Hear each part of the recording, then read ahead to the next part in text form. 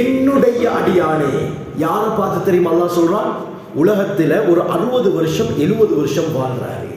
வாழ்க்கையில் களிமாவை மட்டும் தான் சொல்லி இருக்கிறாரு, மற்றபடி முஸ்லீமா இருக்கிறாரு.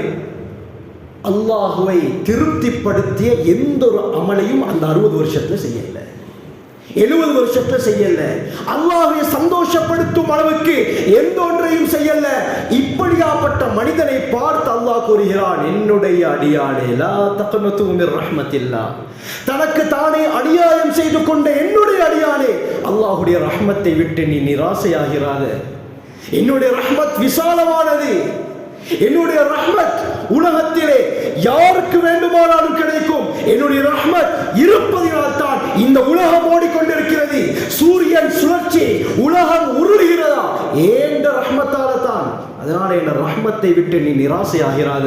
இன்னல்லாஹ யக்ஃபிரு ذுனூப ஜமீஆ. அல்லாஹ் எல்லா பாவங்களையும் மன்னிப்பதற்கு தயாராக இருக்கிறான். கண்ணியமானவர்களே,